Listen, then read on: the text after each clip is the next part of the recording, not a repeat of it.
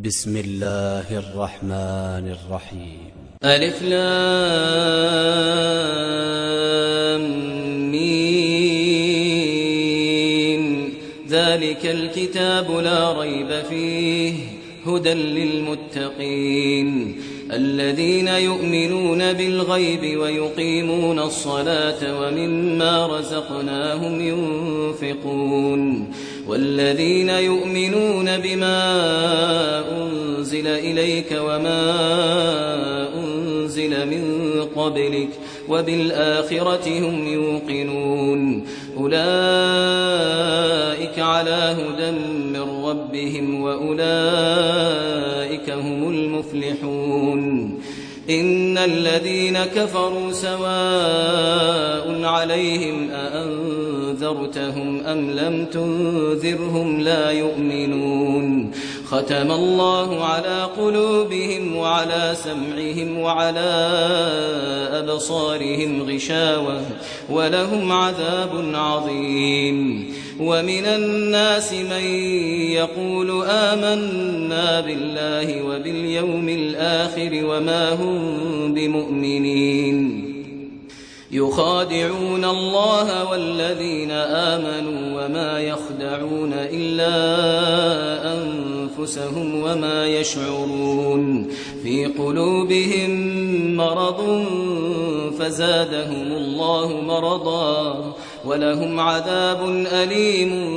بما كانوا يكذبون. وإذا قيل لهم لا تفسدوا في الأرض قالوا إنما نحن مصلحون ألا إنهم هم المفسدون ولكن لا يشعرون. وإذا قيل لهم آمنوا كما آمن الناس قالوا أنؤمن كما آمن السفهاء ألا إنهم هم السفهاء ولكن لا يعلمون. وإذا لقوا الذين آمنوا قالوا آمنا وإذا خلوا إلى شياطينهم قالوا إنا معكم إنما نحن مستهزئون. الله يستهزئ بهم ويمدهم في طغيانهم يعمهون. أولئك الذين اشتروا الضلالة بالهدى فما ربحت تجارتهم وما كانوا مهتدين. مثلهم كمثل الذي استوقد نارا فلما أضاءت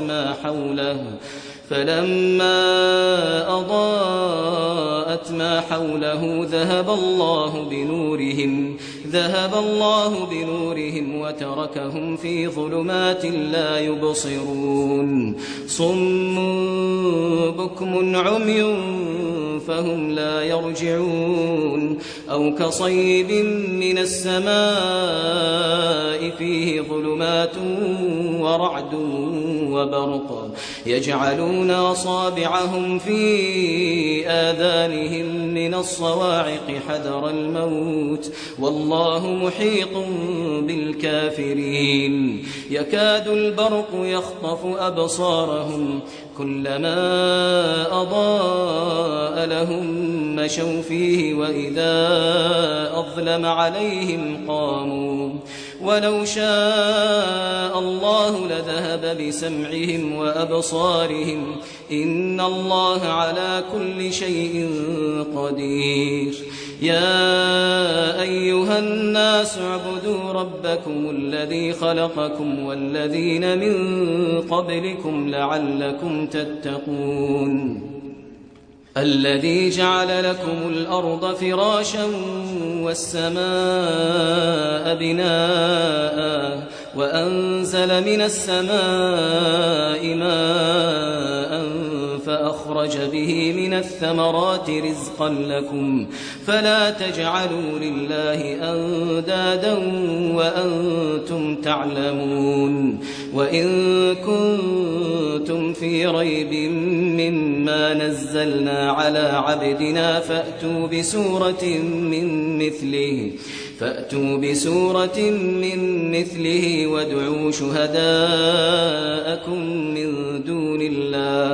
وادعوا شهداءكم من دون الله إن كنتم صادقين فإن لم تفعلوا ولن تفعلوا فاتقوا النار التي وقودها الناس والحجارة أعدت للكافرين وبشر الذين آمنوا وعملوا الصالحات أن لهم جنات تجري من تحتها الأنهار كلما رزقوا منها من ثمرة رزقا قالوا هذا الذي رزقنا من قبل وأتوا به متشابها ولهم فيها أزواج مطهرة وهم فيها خالدون إن الله لا يستحيي أن يضرب مثلا ما بعوضة فما فوقها فأما الذين آمنوا فيعلمون أنه الحق من ربهم وأما الذين كفروا فيقولون ماذا أراد الله بهذا مثلا يضل به كثيرا ويهدي به كثيرا وما يضل به إلا الفاسقين الذين ينقضون عهد الله من بعد ميثاقه ويقطعون ما أمر الله به أن يوصل ويفسدون في الأرض أولئك هم الخاسرون كيف تكفرون بالله وكنتم أمواتا فأحياكم ثم يميتكم ثم يحييكم ثم إليه ترجعون هو الذي خلق لكم ما في الأرض جميعا ثم استوى إلى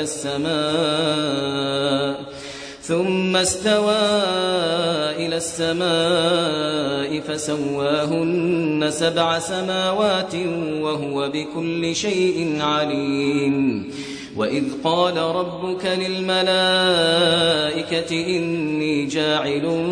في الأرض خليفة قالوا أتجعل فيها من يفسد فيها ويسفك الدماء ونحن نسبح بحمدك ونقدس لك قال إني أعلم ما لا تعلمون وعلم آدم الأسماء كلها ثم عرضهم على الملائكة فقال أنبئوني بأسماء هؤلاء إن كنتم صادقين قالوا سبحانك لا علم لنا إلا ما علمتنا إنك أنت العليم الحكيم قال يا آدم أنبئهم بأسمائهم فلما أنبأهم بأسمائهم قال ألم أقل لكم إني أعلم غيب السماوات والأرض وأعلم ما تبدون وما كنتم تكتمون وإذ قلنا للملائكة اسجدوا لآدم فسجدوا إلا إبليس أبى واستكبر وكان من الكافرين وقلنا يا آدم اسكن أنت وزوجك الجنة وكلا منها رغدا حيث شئتما ولا تقربا هذه الشجرة فتكونا من الظالمين فأزلهما الشيطان عنها فأخرجهما مما كانا فيه وقلنا اهبطوا بعضكم لبعض عدو ولكم في الأرض مستقر ومتاع إلى حين فتلقى آدم من ربه كلمات فتاب عليه إنه هو التواب الرحيم قلنا اهبطوا منها جميعا فإما يأتينكم مني هدى فمن تبع هداي فلا خوف عليهم ولا هم يحزنون والذين كفروا وكذبوا بآياتنا أولئك أصحاب النار هم فيها خالدون يا بني إسرائيل اذكروا نعمتي التي أنعمت عليكم وأوفوا بعهدي أوف بعهدكم وإياي فارهبون وآمنوا بما أنزلت مصدقا لما معكم ولا تكونوا أول كافر به ولا تشتروا بآياتي ثمنا قليلا وإياي فاتقون ولا تلبسوا الحق بالباطل وتكتموا الحق وأنتم تعلمون وأقيموا الصلاة وآتوا الزكاة واركعوا مع الراكعين أتأمرون الناس بالبر وتنسون أنفسكم وأنتم تتلون الكتاب أفلا تعقلون واستعينوا بالصبر والصلاة وإنها لكبيرة إلا على الخاشعين الذين يظنون أنهم ملاقو ربهم وأنهم إليه راجعون يا بني إسرائيل اذكروا نعمتي التي أنعمت عليكم وأني فضلتكم على العالمين واتقوا يوما لا تجزي نفس عن نفس شيئا ولا يقبل منها شفاعة ولا يؤخذ منها عدل ولا هم ينصرون وإذ نجيناكم من آل فرعون يسومونكم سوء العذاب يذبحون أبناءكم ويستحيون نساءكم وفي ذلكم بلاء من ربكم عظيم وإذ فرقنا بكم البحر فأنجيناكم وأغرقنا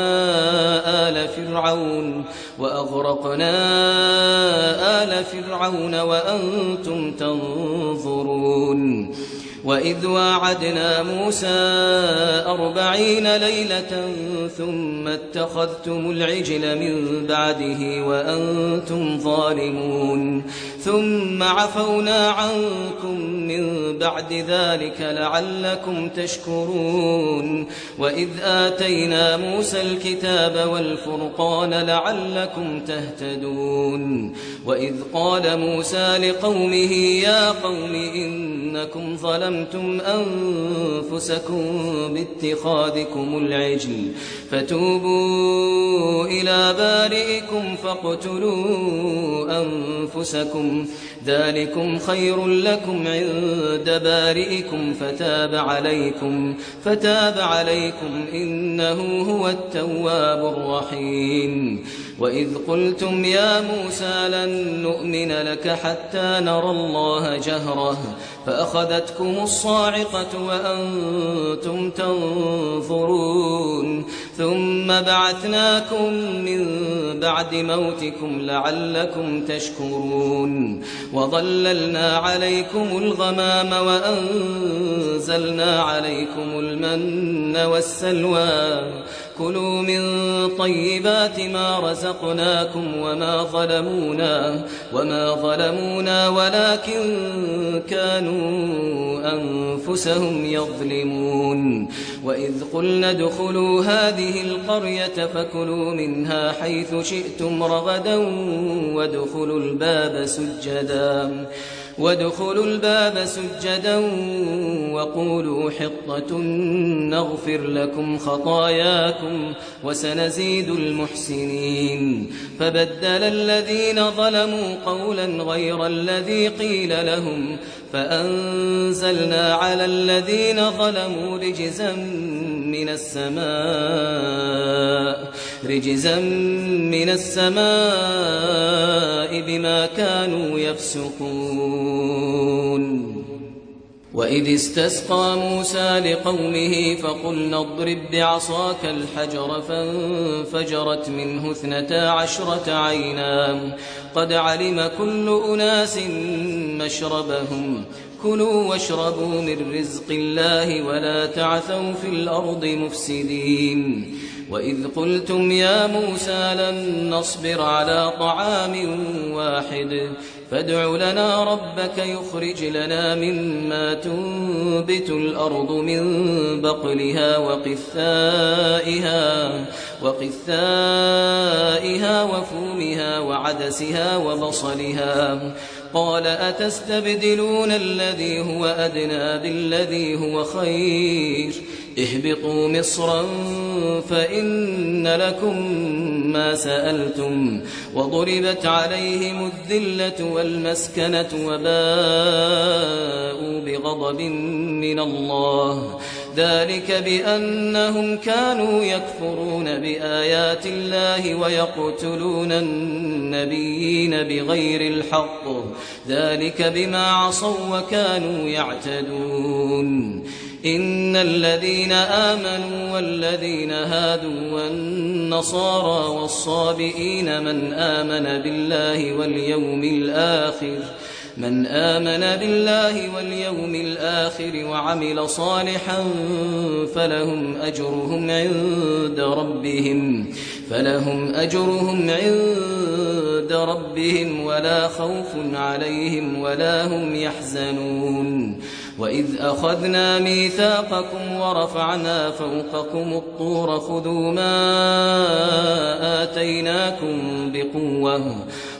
ما آتيناكم بقوة واذكروا ما فيه لعلكم تتقون ثم توليتم من بعد ذلك فلولا فضل الله عليكم ورحمته لكنتم من الخاسرين ولقد علمتم الذين اعتدوا منكم في السبت فقلنا لهم كونوا قردة خاسئين فجعلناها نكالا لما بين يديها وما خلفها وموعظة للمتقين وإذ قال موسى لقومه إن الله يأمركم أن تذبحوا بقرة قالوا أتتخذنا هزوا قال أعوذ بالله أن أكون من الجاهلين قالوا ادع لنا ربك يبين لنا ما هي قال إنه يقول إنها بقرة لا فارض ولا بكر عوان بين ذلك فافعلوا ما تؤمرون قالوا ادع لنا ربك يبين لنا ما لونها قال إنه يقول إنها بقرة صفراء فاقع لونها تسر الناظرين قالوا ادع لنا ربك يبين لنا ما هي إن البقرة شابه علينا وإنا إن شاء الله لمهتدون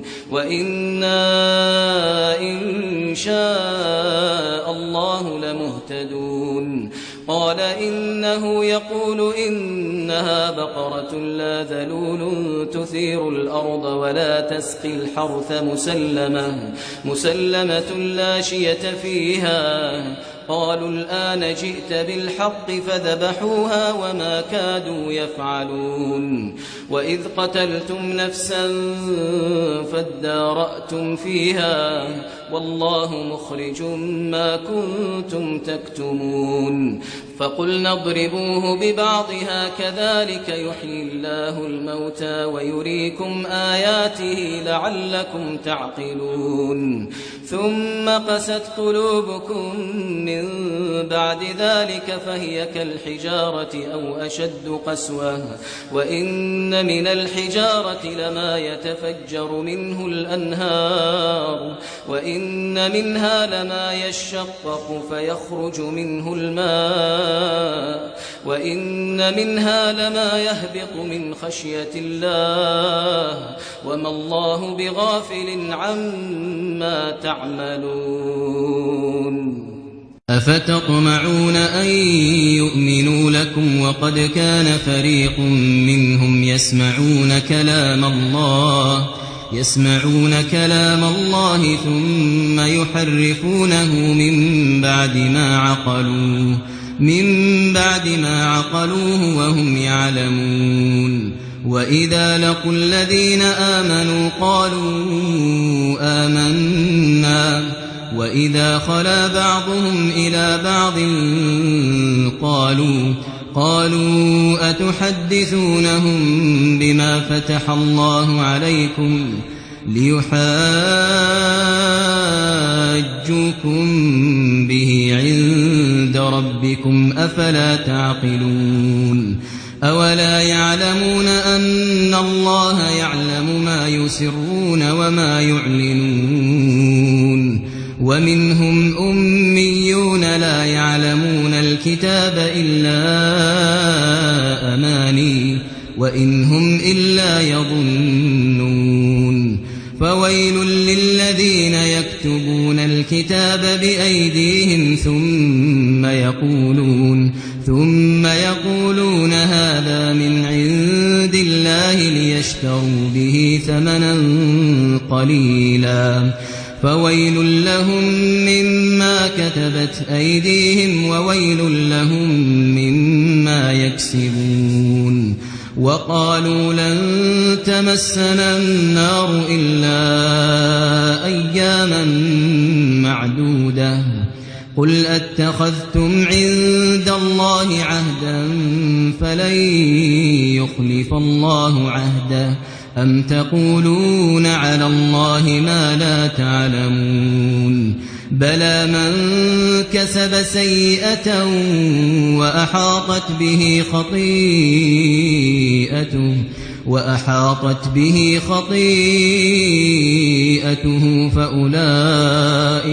فأولئك أصحاب النار هم فيها خالدون والذين آمنوا وعملوا الصالحات أولئك أصحاب الجنة هم فيها خالدون وإذ أخذنا ميثاق بني إسرائيل لا تعبدون إلا الله وبالوالدين إحسانا وذي القربى واليتامى والمساكين وقولوا للناس حسنا وأقيموا الصلاة وآتوا الزكاة ثم توليتم إلا قليلا منكم وأنتم معرضون وإذ أخذنا ميثاقكم لا تسفكون دماءكم ولا تخرجون أنفسكم من دياركم ثم أقررتم وأنتم تشهدون ثم أنتم هؤلاء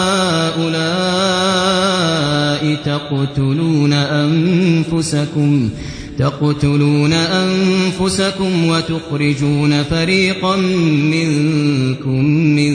ديارهم تظاهرون عليهم بالإثم والعدوان وإن يأتوكم أسارى تفادوهم وهو محرم عليكم إخراجهم أفتؤمنون ببعض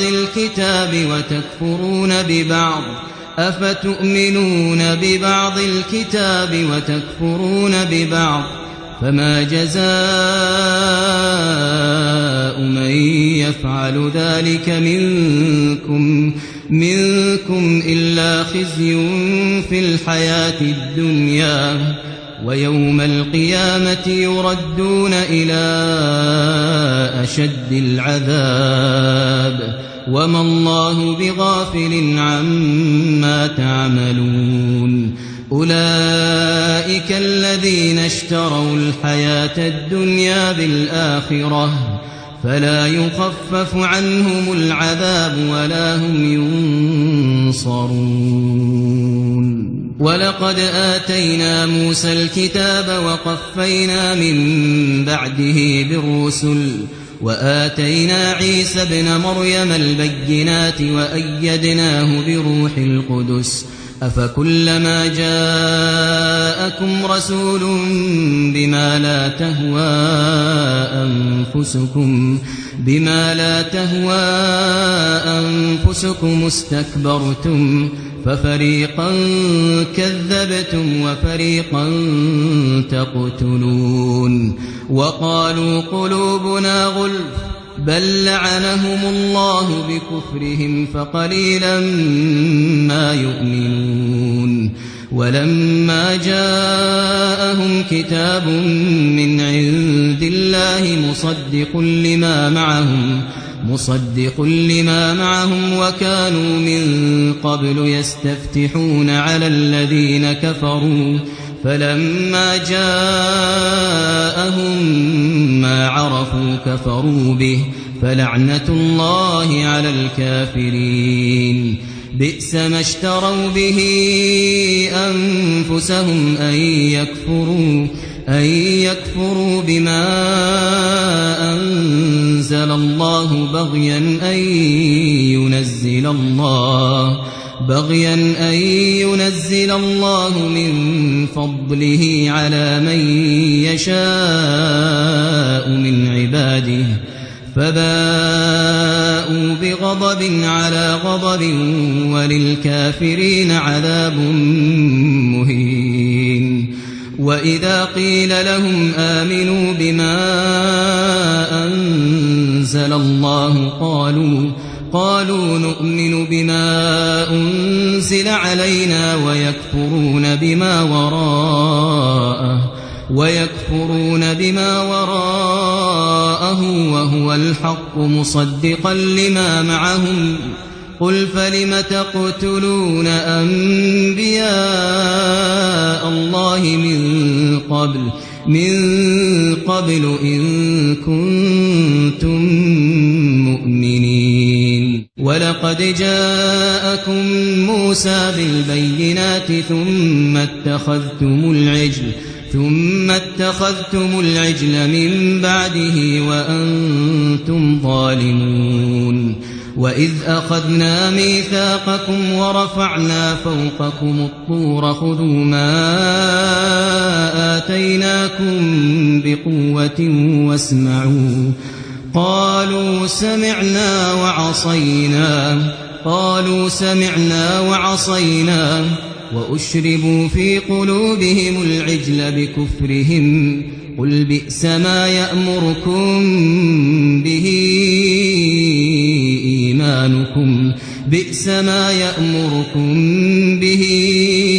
إيمانكم إن كنتم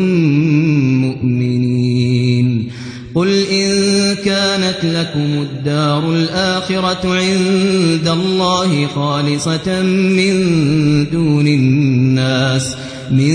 دون الناس فتمنوا الموت إن كنتم صادقين ولن يتمنوه أبدا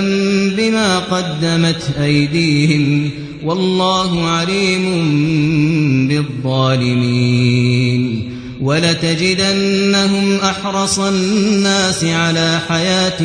ومن الذين أشركوا يود أحدهم لو يعمر 1000 سنة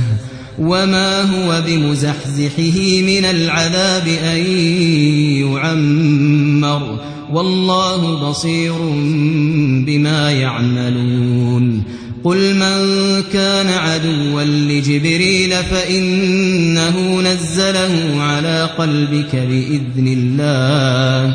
بإذن الله مصدقا لما بين يديه وهدى وبشرى للمؤمنين من كان عدوا لله وملائكته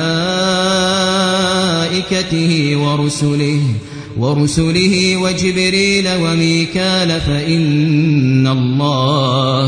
فإن الله عدو للكافرين ولقد أنزلنا إليك آيات بينات وما يكفر بها إلا الفاسقون أوكلما عاهدوا عهدا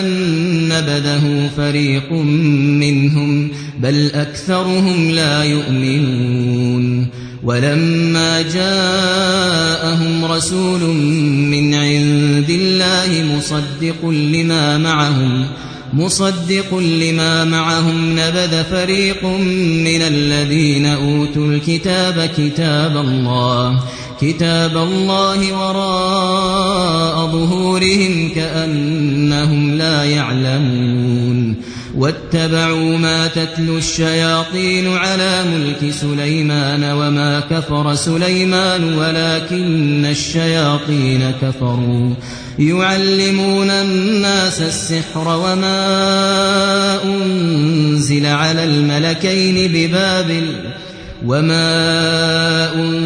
على الملكين ببابل هاروت وماروت وما يعلمان من أحد حتى يقولا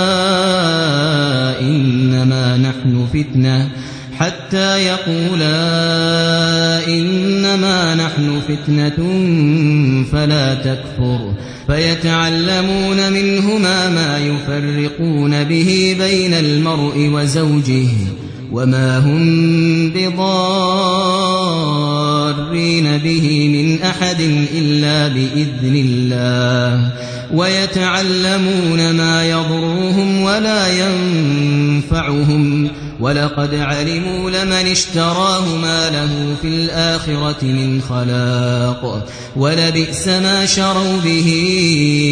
أنفسهم لو كانوا يعلمون ولو أنهم آمنوا واتقوا لمثوبة من عند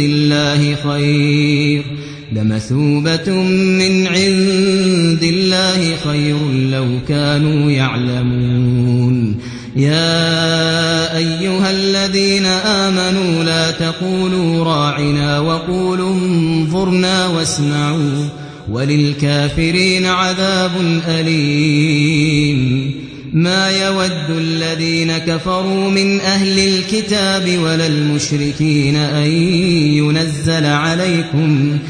ينزل عليكم من خير من ربكم والله يختص برحمته من يشاء والله ذو الفضل العظيم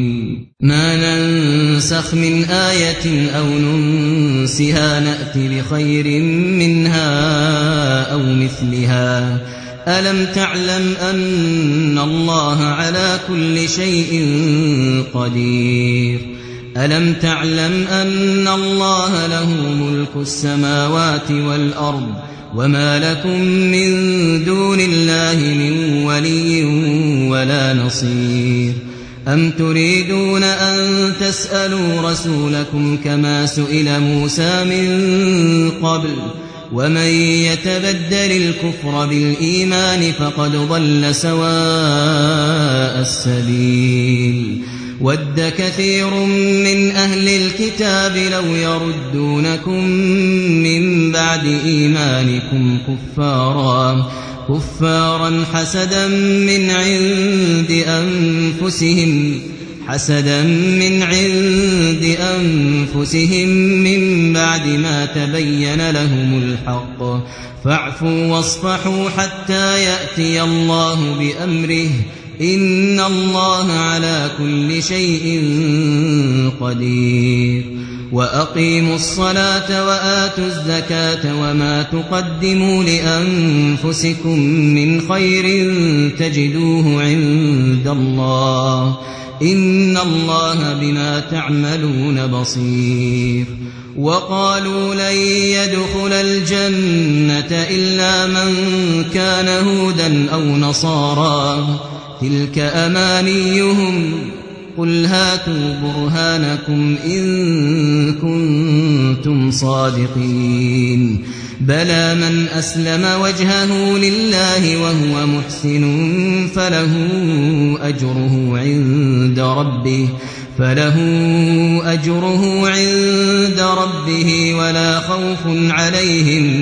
ولا خوف عليهم ولا هم يحزنون وقالت اليهود ليست النصارى على شيء وقالت النصارى ليست اليهود على شيء وهم يتلون الكتاب كذلك قال الذين لا يعلمون مثل قولهم فالله يحكم بينهم يوم القيامة فيما كانوا فيه يختلفون ومن أظلم ممن منع مساجد الله أن يذكر فيها اسمه وسعى في خرابها أولئك ما كان لهم أن يدخلوها إلا خائفين لهم في الدنيا خزي ولهم في الآخرة عذاب عظيم ولله المشرق والمغرب فأينما تولوا فثم وجه الله إن الله واسع عليم وقالوا اتخذ الله ولدا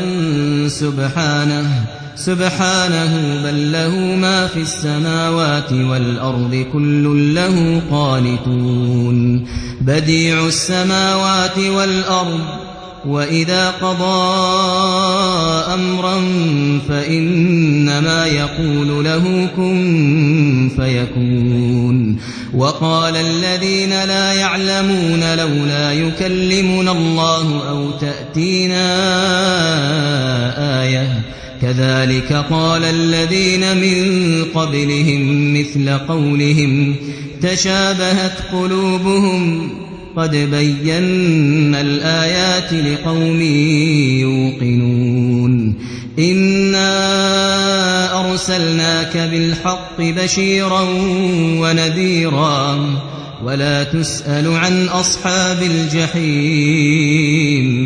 ولن ترضى عنك اليهود ولا النصارى حتى تتبع ملتهم قل إن هدى الله هو الهدى ولئن اتبعت أهواءهم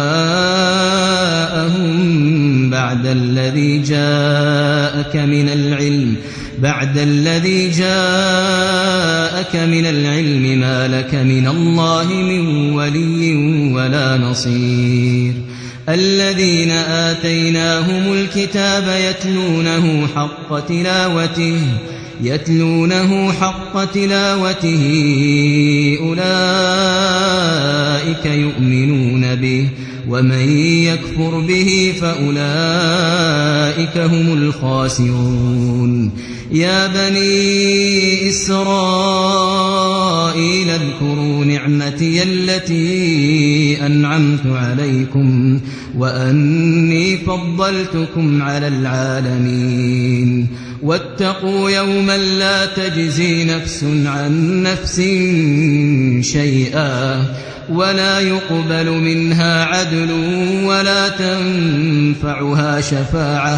ولا يقبل منها عدل ولا تنفعها شفاعة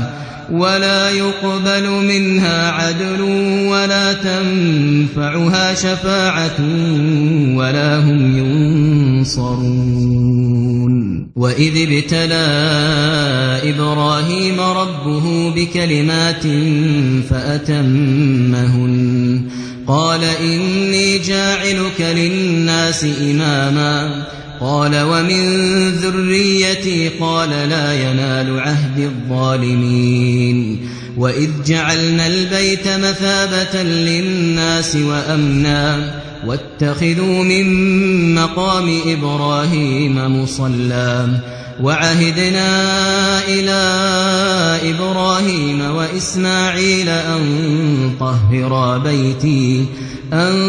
طهرا بيتي للطائفين والعاكفين والركع السجود وإذ قال إبراهيم رب اجعل هذا بلدا آمنا وارزق أهله من الثمرات من آمن منهم بالله واليوم الآخر قال ومن كفر فأمتعه قليلا ثم أضطره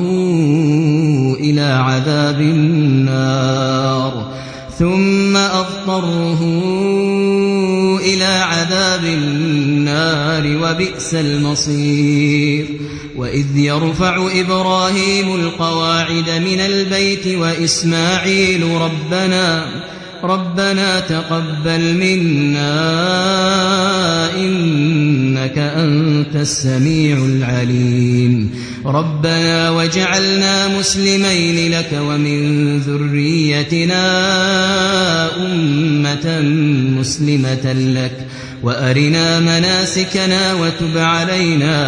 وأرنا مناسكنا وتب علينا إنك أنت التواب الرحيم ربنا وابعث فيهم رسولا منهم يتلو عليهم آياتك ويعلمهم الكتاب والحكمة ويزكيهم إنك أنت العزيز الحكيم ومن يرغب عن ملة إبراهيم إلا من سفه نفسه ولقد اصطفيناه في الدنيا وإنه في الآخرة لمن الصالحين إذ قال له ربه أسلم قال أسلمت لرب العالمين ووصى بها إبراهيم بنيه ويعقوب يا بني إن الله اصطفى لكم الدين فلا تموتن إلا وأنتم مسلمون أم كنتم شهداء إذ حضر يعقوب الموت إذ قال لبنيه ما تعبدون من بعدي قالوا نعبد إلهك وإله آبائك إبراهيم وإسماعيل وإسحاق إلها واحدا ونحن له مسلمون تلك أمة قد خلت لها ما كسبت ولكم ما كسبتم ولا تسألون عما كانوا يعملون وقالوا كونوا هودا أو نصارى تهتدوا قل بل ملة إبراهيم حنيفا وما كان من المشركين قولوا آمنا بالله وما أنزل إلينا وما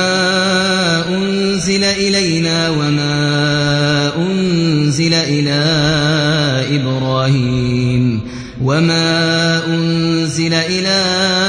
إبراهيم وإسماعيل وإسحاق ويعقوب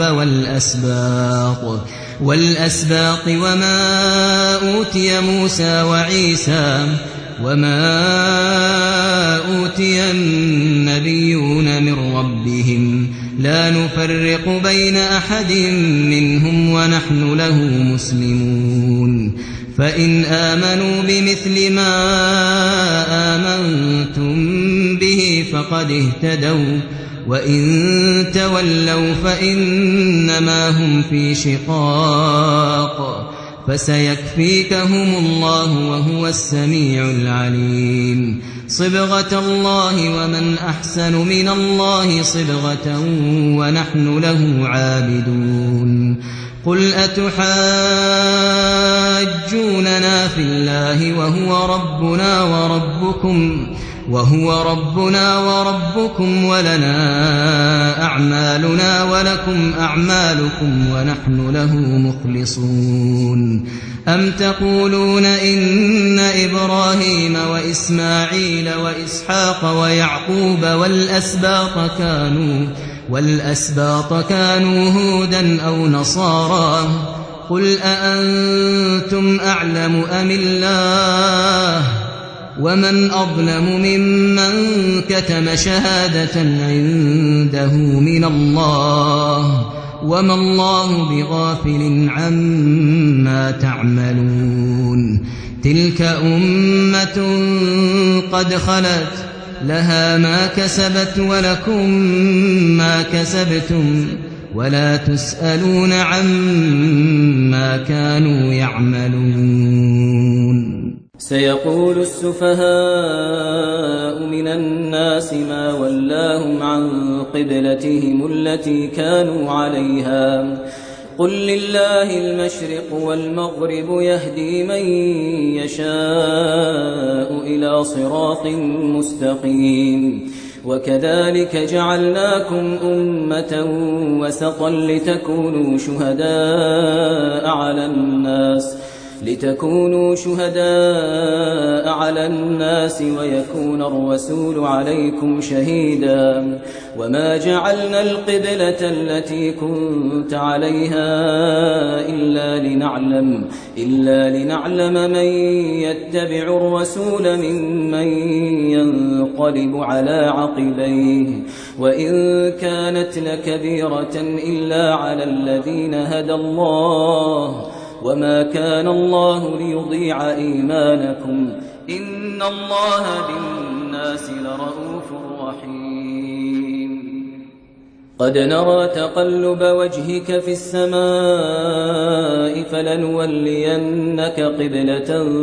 ترضاها فول وجهك شطر المسجد الحرام وحيث ما كنتم فولوا وجوهكم شطره وإن الذين أوتوا الكتاب ليعلمون أنه الحق من ربهم وما الله بغافل عما يعملون ولئن أتيت الذين أوتوا الكتاب بكل آية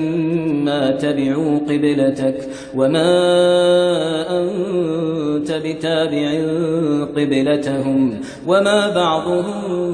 بتابع قبلة بعض ولئن اتبعت أهواءهم من بعد ما جاءك من العلم إنك إذا لمن الظالمين الذين آتيناهم الكتاب يعرفونه كما يعرفون أبناءهم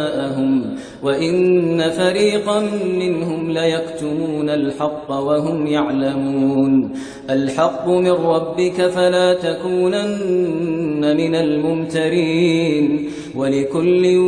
وجهة هو موليها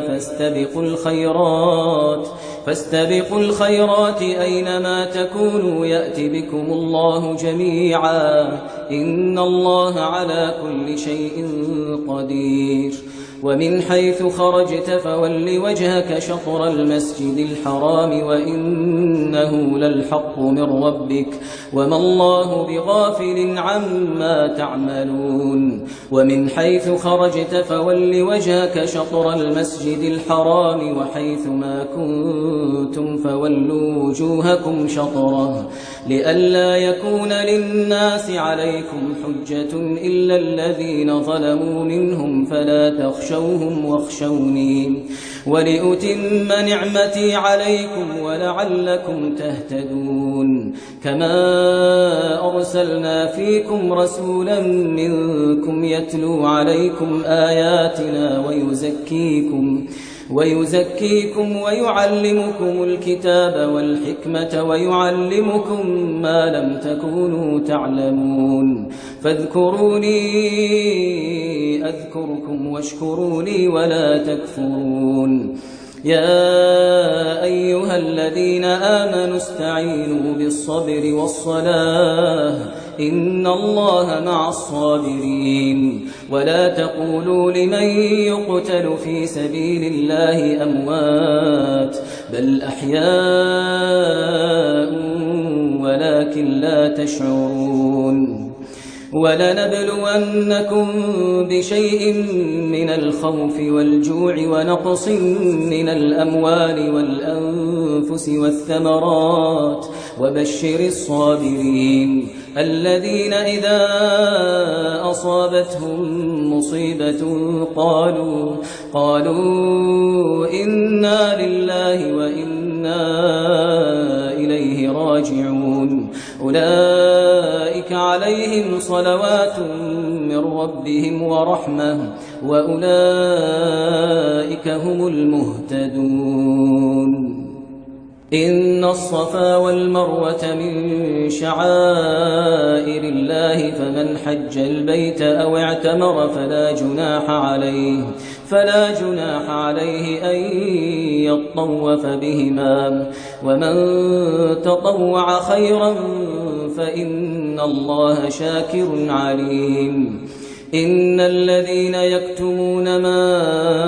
أنزلنا من البينات والهدى من بعد ما بيناه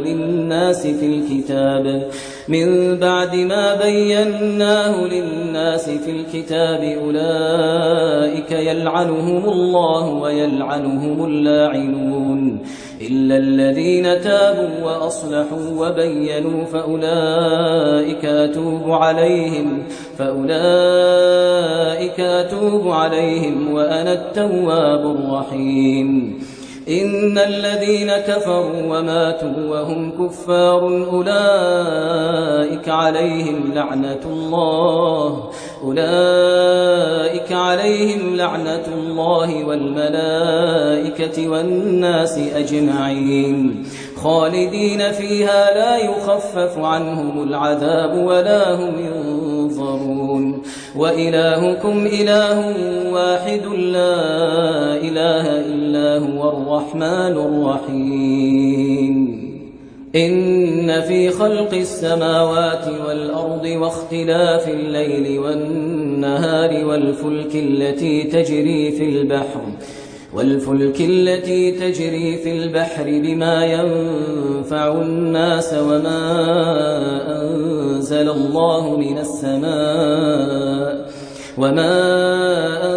الله من السماء من ماء فأحيا به الأرض بعد موتها وبث فيها من كل دابة وتصريف الرياح والسحاب المسخر بين السماء والأرض لآيات لقوم يعقلون ومن الناس من يتخذ من دون الله أندادا يحبونهم كحب الله والذين آمنوا أشد حبا لله ولو يرى الذين ظلموا إذ يرون العذاب أن القوة لله جميعا وأن الله شديد العذاب إذ تبرأ الذين اتبعوا من الذين اتبعوا ورأوا العذاب وتقطعت بهم الأسباب وقال الذين اتبعوا لو أن لنا كرة فنتبرأ منهم كما تبرأوا منا كذلك يريهم الله أعمالهم حسرات عليهم وما هم بخارجين من النار يا أيها الناس كلوا مما في الأرض حلالا طيبا ولا تتبعوا خطوات الشيطان إنه لكم عدو مبين إنما يأمركم بالسوء والفحشاء وأن تقولوا على الله ما لا تعلمون وإذا قيل لهم اتبعوا ما أنزل الله قالوا بل نتبع ما ألفينا عليه آباءنا أولو كان آباؤهم لا يعقلون شيئا ولا يهتدون ومثل الذين كفروا كمثل الذي ينعق بما لا يسمع إلا دعاء ونداء صم بكم عمي فهم لا يعقلون يا أيها الذين آمنوا كلوا من طيبات ما رزقناكم واشكروا لله إن كنتم إياه تعبدون إنما حرم عليكم الميتة والدم ولحم الخنزير وما أهل به لغير الله فمن اضطر غير باغ ولا عاد فلا إثم عليه إن الله غفور رحيم إن الذين يكتمون ما أنزل الله من الكتاب ويشترون به ثمنا قليلا أولئك ما يأكلون في بطونهم إلا النار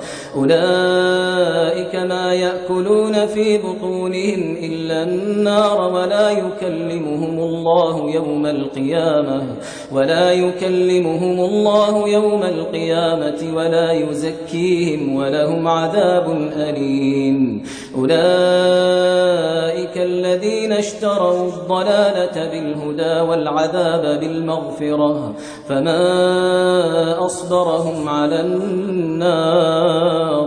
ذلك بأن الله نزل الكتاب بالحق وإن الذين اختلفوا في الكتاب لفي شقاق بعيد ليس البر أن تولوا وجوهكم قبل المشرق والمغرب ولكن البر من آمن بالله واليوم الآخر والملائكة والكتاب والنبيين وآتى المال على حبه ذوي القربى واليتامى والمساكين وابن السبيل والسائلين وفي الرقاب وأقام الصلاة وآتى الزكاة والموفون بعهدهم إذا عاهدوا والصابرين في البأساء والضراء وحين البأس أولئك الذين صدقوا وأولئك هم المتقون يا أيها الذين آمنوا كتب عليكم القصاص في القتلى الحر بالحر والعبد بالعبد والأنثى بالأنثى فمن عفي له من أخيه شيء فاتباع بالمعروف وأداء إليه بإحسان ذلك تخفيف من ربكم ورحمة فمن اعتدى بعد ذلك فله عذاب أليم ولكم في القصاص حياة يا أولي الألباب لعلكم تتقون كتب عليكم إذا حضر أحدكم الموت إن ترك خيرا الوصية للوالدين والأقربين بالمعروف حقا على المتقين فمن بدله بعدما سمعه فإنما إثمه على الذين يبدلونه إن الله سميع عليم فمن خاف من موص جنفا أو إثما فأصلح بينهم فلا إثم عليه إن الله غفور رحيم. يا أيها الذين آمنوا كتب عليكم الصيام كما كتب على الذين من قبلكم لعلكم تتقون أياما معدودات فمن كان منكم مريضا أو على سفر فعدة من أيام أخر وعلى الذين يطيقونه فدية طعام مسكين فمن تطوع خيرا فهو خير له وأن تصوموا خير لكم إن كنتم تعلمون. شهر رمضان الذي أنزل فيه القرآن هدى للناس وبينات من الهدى والفرقان فمن شهد منكم الشهر فليصمه ومن كان مريضا أو على سفر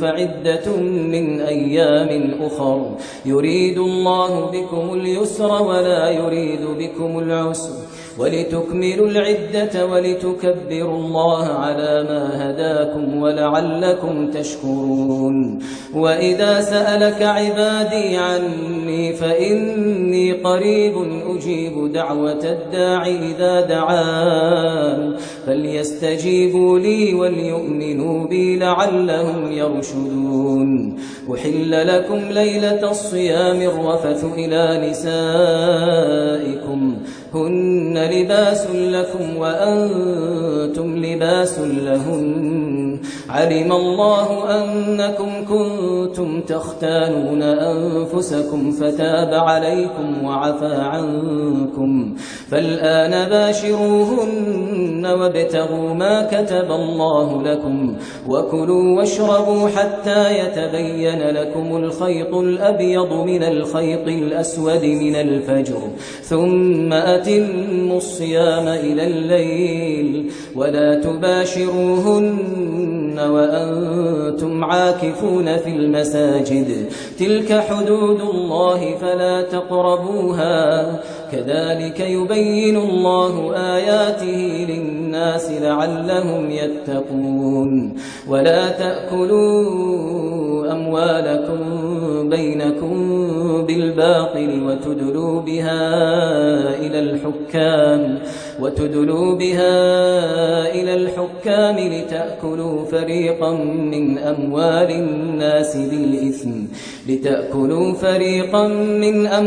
الناس بالإثم وأنتم تعلمون. يسألونك عن الأهلة قل هي مواقيت للناس والحج وليس البر بأن تأتوا البيوت من ظهورها ولكن البر من اتقى وأتوا البيوت من أبوابها واتقوا الله لعلكم تفلحون. وقاتلوا في سبيل الله الذين يقاتلونكم ولا تعتدوا إن الله لا يحب المعتدين. واقتلوهم حيث ثقفتموهم وأخرجوهم من حيث أخرجوكم والفتنة أشد من القتل ولا تقاتلوهم عند المسجد الحرام حتى يقاتلوكم فيه فإن قاتلوكم فاقتلوهم كذلك جزاء الكافرين. فإن انتهوا فإن الله غفور رحيم. وقاتلوهم حتى لا تكون فتنة ويكون الدين لله فإن انتهوا فلا عدوان إلا على الظالمين. الشهر الحرام بالشهر الحرام والحرمات قصاص فمن اعتدى عليكم فاعتدوا عليه بمثل ما اعتدى عليكم واتقوا الله واعلموا أن الله مع المتقين وأنفقوا في سبيل الله ولا تلقوا بأيديكم إلى التهلكة وأحسنوا إن الله يحب المحسنين وأتموا الحج والعمرة لله فإن أحصرتم فما استيسر من الهدي ولا تحلقوا رؤوسكم حتى يبلغ الهدي محله فمن كان منكم مريضا أو به أذى من رأسه ففدية من صيام أو صدقة أو نسك فإذا أمنتم فمن تمتع بالعمرة إلى الحج فما استيسر من الهدي فمن لم يجد فصيام 3 أيام في الحج و7 إذا رجعتم تلك 10 كاملة ذلك لمن لم يكن أهله حاضر المسجد الحرام واتقوا الله واعلموا أن الله شديد العقاب الحج أشهر معلومات فمن فرض فيهن الحج فلا رفث ولا فسوق ولا جدال في الحج وما تفعلوا من خير يعلمه الله وتزودوا فإن خير الزاد التقوى واتقون يا أولي الألباب ليس عليكم جناح أن تبتغوا فضلا من ربكم فإذا أفضتم من عرفات فاذكروا الله عند المشعر الحرام واذكروه كما هداكم وإن كنتم من قبله لمن الضالين ثم أفيضوا من حيث أفاض الناس واستغفروا الله إن الله غفور رحيم فإذا قضيتم مناسككم فاذكروا الله كذكركم آباءكم أو أشد ذكرا فمن الناس من يقول ربنا آتنا في الدنيا وما له في الآخرة من خلاق ومنهم من يقول ربنا آتنا في الدنيا حسنة وفي الآخرة حسنة وقنا عذاب النار أولئك لهم نصيب مما كسبوا والله سريع الحساب واذكروا الله في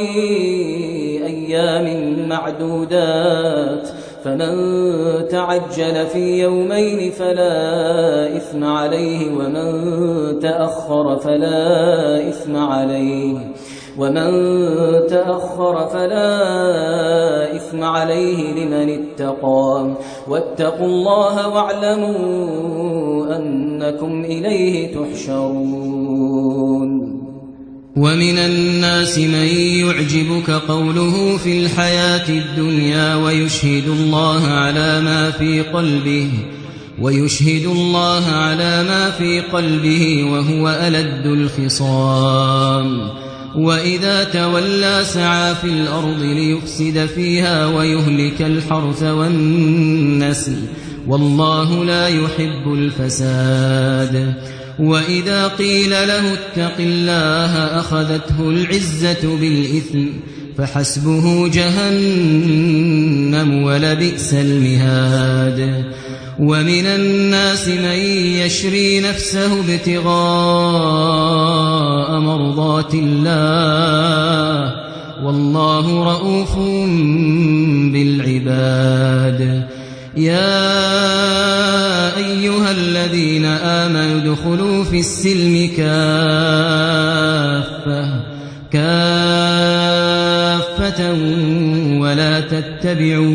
ولا تتبعوا خطوات الشيطان إنه لكم عدو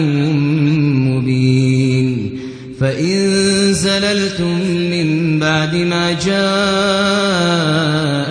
البينات فاعلموا أن الله عزيز حكيم. هل ينظرون إلا أن يأتيهم الله في ظلل من الغمام والملائكة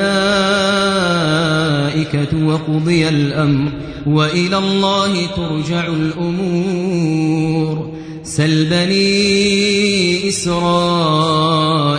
كم آتيناهم من آية بينة ومن يبدل نعمة الله من بعد ما جاءته فإن الله شديد العقاب. زين للذين كفروا الحياة الدنيا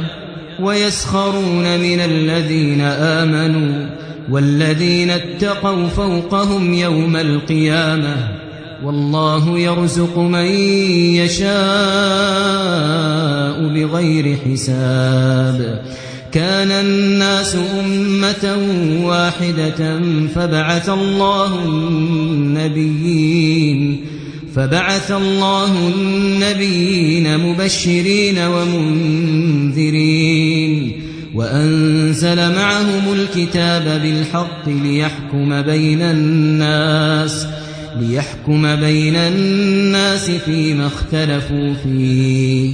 وما اختلف فيه إلا الذين أوتوه من بعد ما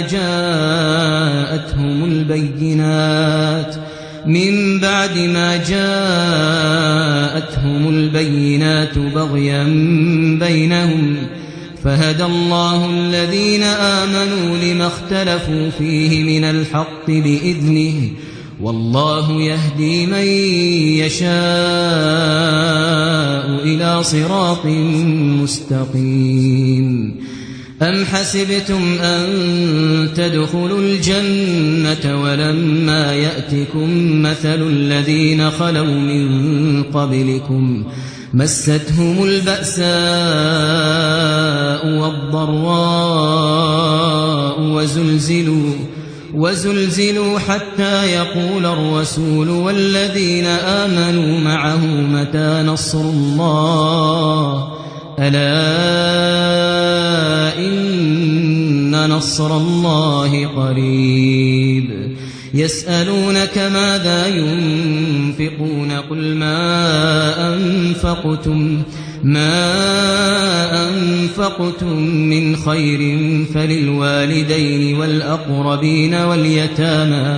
والأقربين واليتامى والمساكين وابن السبيل وما تفعلوا من خير فإن الله به عليم. كتب عليكم القتال وهو كره لكم وعسى أن تكرهوا شيئا وهو خير لكم وعسى أن تحبوا شيئا وهو شر لكم والله يعلم وأنتم لا تعلمون. يسألونك عن الشهر الحرام قتال فيه قل قتال فيه كبير وصد عن سبيل الله وكفر به والمسجد الحرام وإخراج أهله منه أكبر عند الله والفتنة أكبر من القتل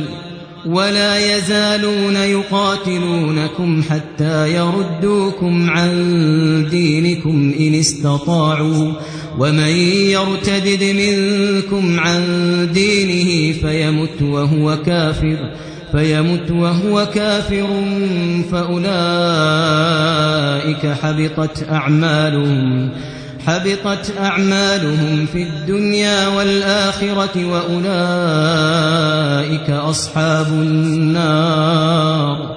هم فيها خالدون.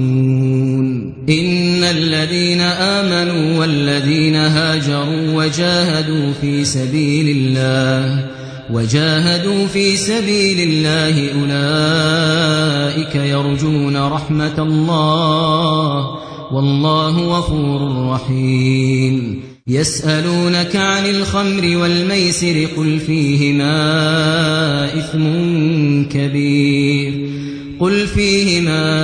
إثم كبير ومنافع للناس وإثمهما أكبر من نفعهما ويسألونك ماذا ينفقون قل العفو كذلك يبين الله لكم الآيات لعلكم تتفكرون في الدنيا والآخرة ويسألونك عن اليتامى قل إصلاح لهم خير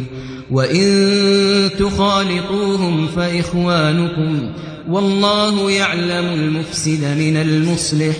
ولو شاء الله لأعنتكم إن الله عزيز حكيم ولا تنكحوا المشركات حتى يؤمنوا ولأمة مؤمنة خير من مشركة ولو أعجبتكم ولا تنكحوا المشركين حتى يؤمنوا ولعبد مؤمن خير من مشرك ولو أعجبكم أولئك يدعون إلى النار والله يدعو إلى الجنة والمغفرة بإذنه ويبين آياته للناس لعلهم يتذكرون ويسألونك عن المحيض قل هو أذى فاعتزلوا النساء في المحيض ولا تقربوهن حتى يطهرن فإذا تطهرن فأتوهن من حيث أمركم الله إن الله يحب التوابين ويحب المتطهرين نساؤكم حرث لكم فأتوا حرثكم أنى شئتم وقدموا لأنفسكم واتقوا الله واعلموا أنكم ملاقوه وبشر المؤمنين ولا تجعلوا الله عرضة لأيمانكم أن تبروا وتتقوا وتصلحوا بين الناس والله سميع عليم لا يؤاخذكم الله باللغو في أيمانكم ولكن يؤاخذكم بما كسبت قلوبكم والله غفور حليم للذين يؤلون من نسائهم تربص 4 أشهر فإن فاءوا فإن الله غفور رحيم وإن عزموا الطلاق فإن الله سميع عليم والمطلقات يتربصن بأنفسهن 3 قروء ولا يحل لهن أن يكتمن ما خلق الله في أرحامهن إن كن يؤمن بالله واليوم الآخر وبعولتهن أحق بردهن في ذلك إن أرادوا إصلاحا ولهن مثل الذي عليهن بالمعروف وللرجال عليهن درجة والله عزيز حكيم الطلاق 2 فإمساك بمعروف أو تسريح بإحسان ولا يحل لكم أن تأخذوا مما آتيتموهن شيئا إلا أن يخافا ألا يقيما حدود الله فإن خفتم ألا يقيما حدود الله فلا جناح عليهما فيما افتدت به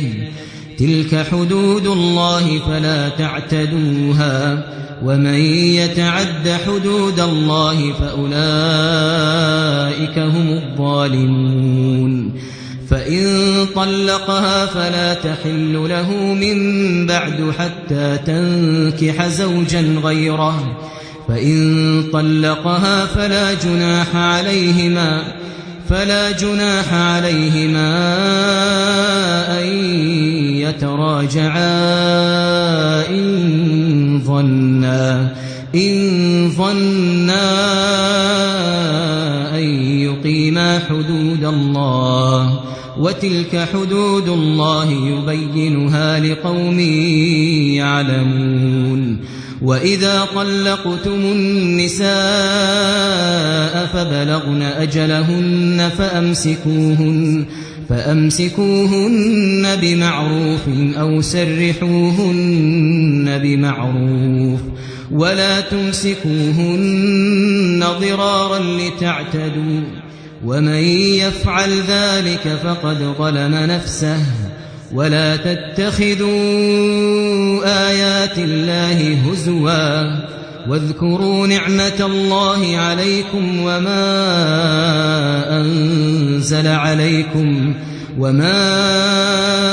أنزل عليكم من الكتاب والحكمة يعظكم به واتقوا الله واعلموا أن الله بكل شيء عليم وإذا طلقتم النساء فبلغن أجلهن فلا تعضلوهن أن ينكحن أزواجهن إذا تراضوا بينهم بالمعروف ذلك يوعظ به من كان منكم يؤمن بالله واليوم الآخر ذلكم أزكى لكم وأطهر والله يعلم وأنتم لا تعلمون والوالدات يرضعن أولادهن حولين كاملين لمن أراد أن يتم الرضاعة وعلى المولود له رزقهن وكسوتهن بالمعروف لا تكلف نفس إلا وسعها لا تضار والدة بولدها ولا مولود له بولده وعلى الوارث مثل ذلك فإن أرادا فصالا عن تراض منهما وتشاور فلا جناح عليهما وإن أردتم أن تسترضعوا أولادكم فلا جناح عليكم إذا سلمتم ما آتيتم بالمعروف واتقوا الله واعلموا أن الله بما تعملون بصير والذين يتوفون منكم ويذرون أزواجا يتربصن بأنفسهن 4 أشهر وعشرا فإذا بلغن أجلهن فلا جناح عليكم فيما فعلن في أنفسهن بالمعروف والله بما تعملون خبير ولا جناح عليكم فيما عرضتم به من خطبة النساء أو أكننتم في أنفسكم علم الله أنكم ستذكرونهن ولكن لا تواعدوهن سرا إلا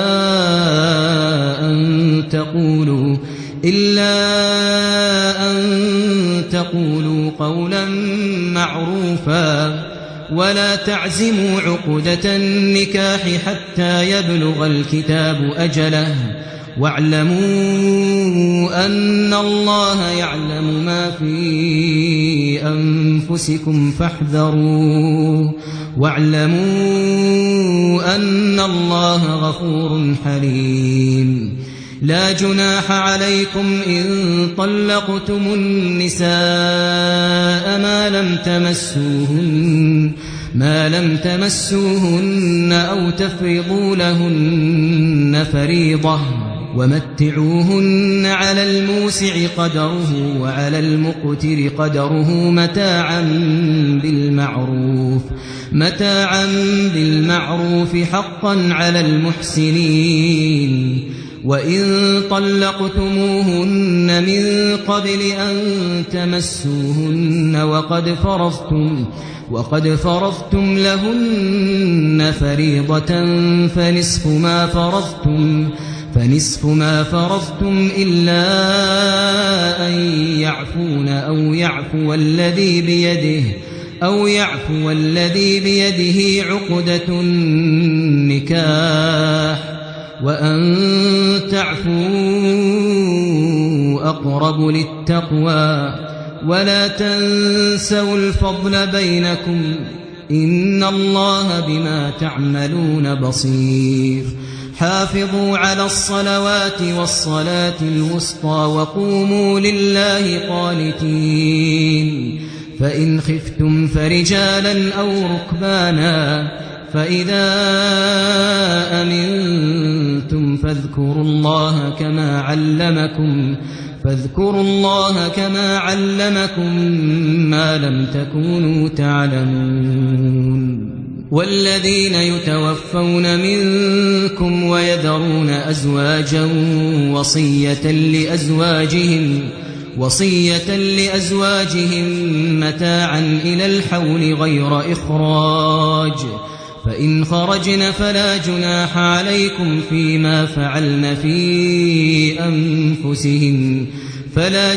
عليكم فيما فعلن في أنفسهن من معروف والله عزيز حكيم وللمطلقات متاع بالمعروف حقا على المتقين كذلك يبين الله لكم آياته لعلكم تعقلون ألم تر إلى الذين خرجوا من ديارهم وهم ألوف حذر الموت فقال لهم الله موتوا ثم أحياهم إن الله لذو فضل على الناس ولكن أكثر الناس لا يشكرون وقاتلوا في سبيل الله واعلموا أن الله سميع عليم من ذا الذي يقرض الله قرضا حسنا فيضاعفه له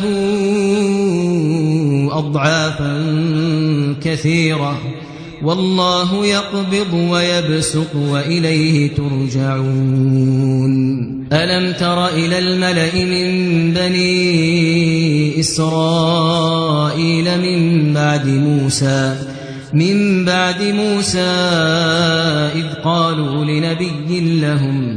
إذ قالوا لنبي لهم ابعث لنا ملكا نقاتل في سبيل الله قال هل عسيتم إن كتب عليكم القتال ألا تقاتلوا قالوا وما لنا ألا نقاتل في سبيل الله وقد أخرجنا من ديارنا وأبنائنا فلما كتب عليهم القتال تولوا إلا قليلا منهم والله عليم بالظالمين وقال لهم نبيهم إن الله قد بعث لكم طالوت ملكا قالوا أنى يكون له الملك علينا ونحن أحق بالملك منه ونحن أحق بالملك منه ولم يؤت سعة من المال. قال إن الله اصطفاه عليكم وزاده بسطة في العلم والجسم والله يؤتي ملكه من يشاء والله واسع عليم. وقال لهم نبيهم إن آية ملكه أن يأتيكم التابوت فيه سكينة من ربكم وبقية مما ترك آل موسى وآل هارون تحمله الملائكة إن في ذلك لآية لكم إن كنتم مؤمنين. فلما فصل طالوت بالجنود قال إن الله مبتليكم بنهر فمن شرب منه فليس مني ومن لم يطعمه فإنه مني إلا من اغترف غرفة بيده فشربوا منه إلا قليلا منهم. فلما جاوزه هو والذين آمنوا معه قالوا لا طاقة لنا اليوم بجالوت وجنوده. قال الذين يظنون أنهم ملاقو الله كم من فئة قليلة غلبت فئة كثيرة بإذن الله والله مع الصابرين. ولما برزوا لجالوت وجنوده قالوا ربنا أفرغ علينا صبرا وثبت أقدامنا وانصرنا على القوم الكافرين. فهزموهم بإذن الله وقتل داود جالوت وآتاه الله الملك والحكمة وعلمه مما يشاء. ولولا دفع الله الناس بعضهم ببعض لفسدت الأرض ولكن الله ذو فضل على العالمين. تلك آيات الله نتلوها عليك بالحق وإنك لمن المرسلين. تلك الرسل فضلنا بعضهم على بعض منهم من كلم الله ورفع بعضهم درجات وآتينا عيسى ابن مريم البينات وأيدناه بروح القدس ولو شاء الله ما اقتتل الذين من بعد ما جاءتهم البينات ولكن اختلفوا فمنهم من آمن ومنهم من كفر ولو شاء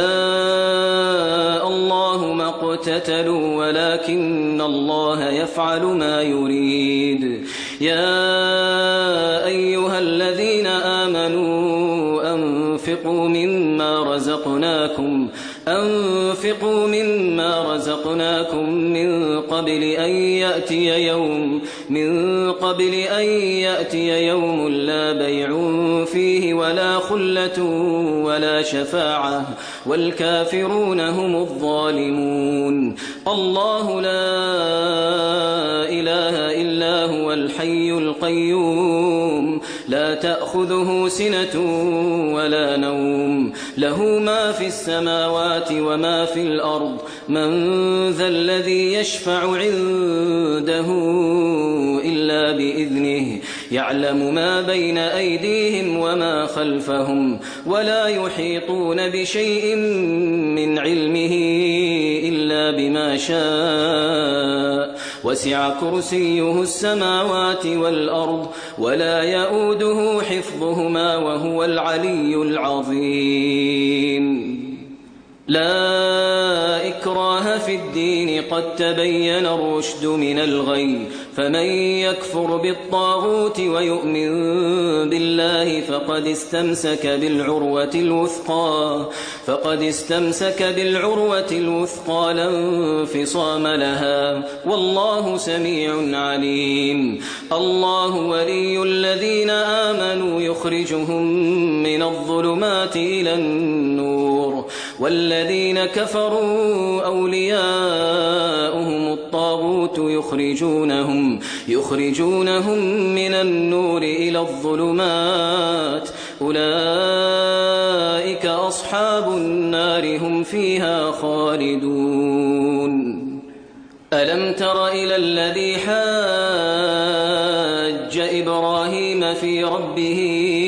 أن آتاه الله الملك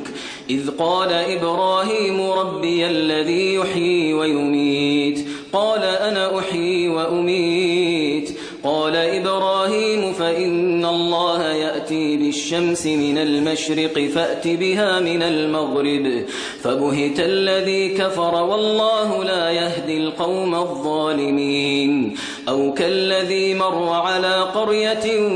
وهي خاوية على عروشها قال أنى يحيي هذه الله بعد موتها فأماته الله 100 عام ثم بعثه قال كم لبثت قال لبثت يوما أو بعض يوم قال بل لبثت 100 عام فانظر إلى طعامك وشرابك لم يتسنه وانظر إلى حمارك ولنجعلك آية للناس وانظر إلى العظام كيف ننشزها ثم نكسوها لحما فلما تبين له قال أعلم أن الله على كل شيء قدير. وإذ قال إبراهيم رب أرني كيف تحيي الموتى قال أولم تؤمن قال بلى ولكن ليطمئن قلبي قال فخذ 4 من الطير فصرهن إليك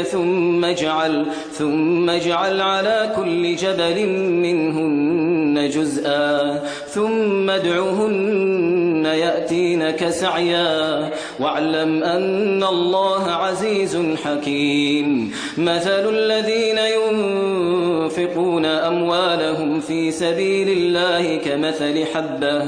كمثل حبة أنبتت 7 سنابل في كل سنبلة 100 حبة والله يضاعف لمن يشاء والله واسع عليم. الذين ينفقون أموالهم في سبيل الله ثم لا يتبعون ما أنفقوا منا ولا أذى لهم أجرهم عند ربهم ولا خوف عليهم ولا هم يحزنون. قول معروف ومغفرة خير من صدقة يتبعها أذى والله غني حليم. يا أيها الذين آمنوا لا تبطلوا صدقاتكم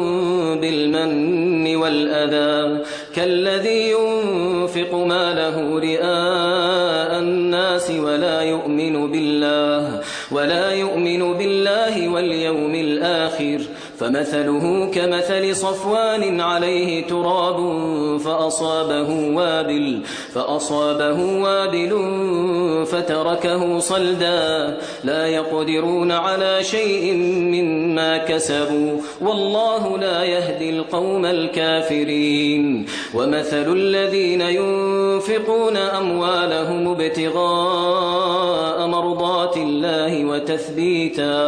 وتثبيتا من أنفسهم كمثل جنة بربوة أصابها وابل فآتت أكلها ضعفين فإن لم يصبها وابل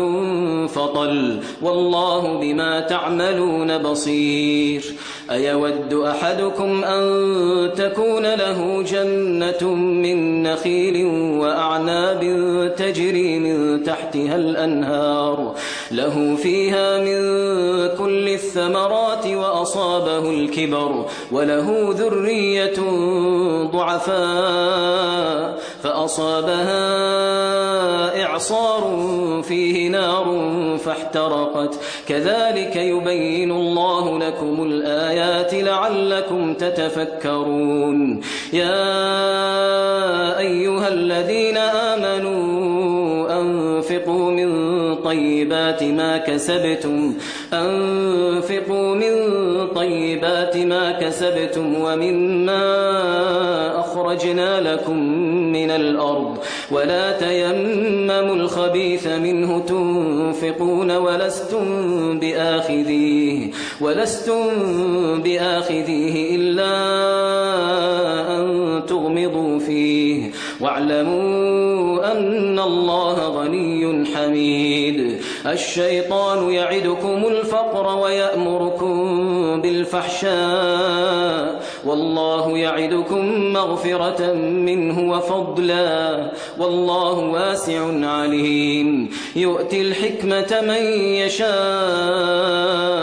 ومن يؤت الحكمة فقد أوتي خيرا كثيرا وما يذكر إلا أولو الألباب وما أنفقتم من نفقة أو نذرتم من نذر فإن الله يعلمه وما للظالمين من أنصار إن تبدوا الصدقات فنعما هي وإن تخفوها وتؤتوها الفقراء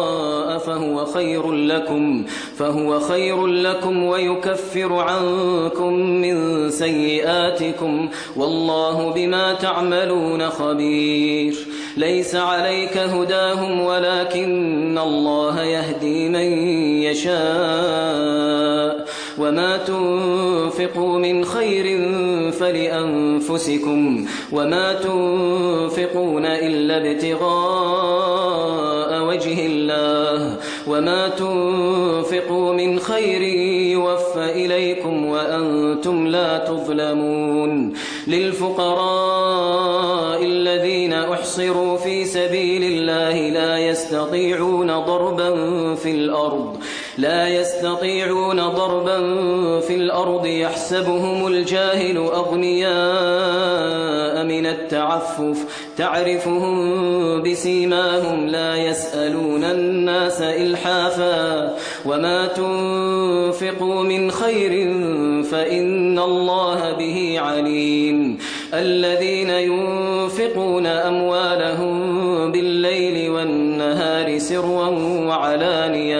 سرا وعلانية فلهم أجرهم عند ربهم ولا خوف عليهم ولا هم يحزنون الذين يأكلون الربا لا يقومون إلا كما يقوم الذي يتخبطه الشيطان من المس ذلك بأنهم قالوا إنما البيع مثل الربا وأحل الله البيع وحرم الربا فمن جاءه موعظة من ربه فانتهى فله ما سلف وأمره إلى الله ومن عاد فأولئك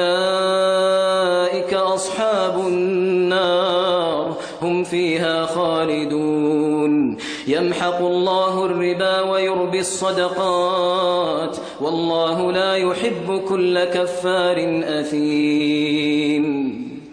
إن الذين آمنوا وعملوا الصالحات وأقاموا الصلاة وآتوا الزكاة لهم أجرهم عند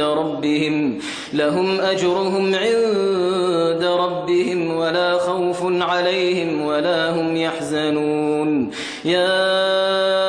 أيها الذين آمنوا اتقوا الله وذروا ما بقي من الربا إن كنتم مؤمنين فإن لم تفعلوا فأذنوا بحرب من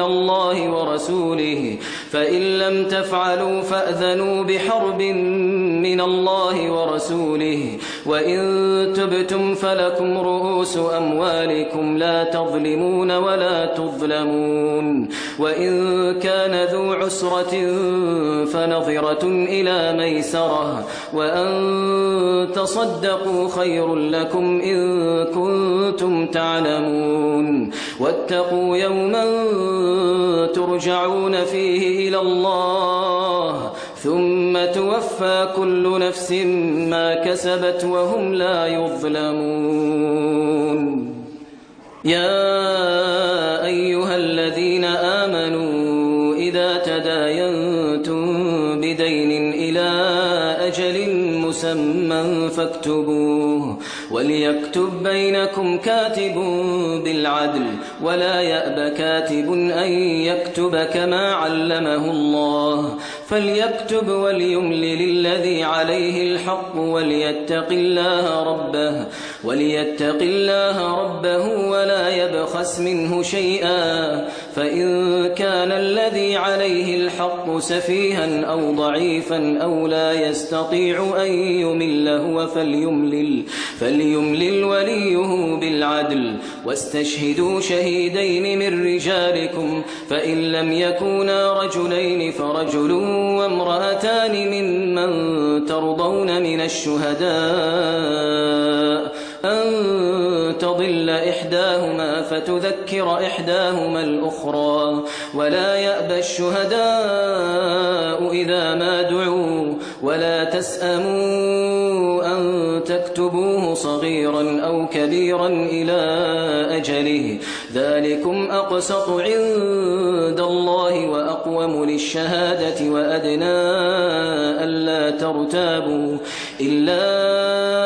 أن تكون تجارة حاضرة تديرونها بينكم فليس عليكم جناح ألا تكتبوها وأشهدوا إذا تبايعتم ولا يضار كاتب ولا شهيد وإن تفعلوا فإنه فسوق بكم واتقوا الله ويعلمكم الله والله بكل شيء عليم وإن كنتم على سفر ولم تجدوا كاتبا فرهان مقبوضة فإن أمن بعضكم بعضا فليؤدي الذي اؤتمن أمانته وليتق الله ربه ولا تكتموا الشهادة ومن يكتمها فإنه آثم قلبه والله بما تعملون عليم لله ما في السماوات وما في الأرض وإن تبدوا ما في أنفسكم أو تخفوه يحاسبكم به الله فيغفر لمن يشاء ويعذب من يشاء والله على كل شيء قدير آمن الرسول بما أنزل إليه من ربه والمؤمنون كل آمن بالله وملائكته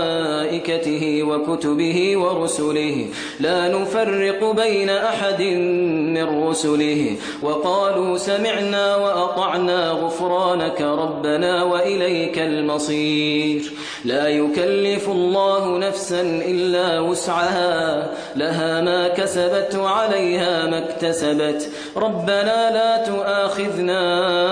إن نسينا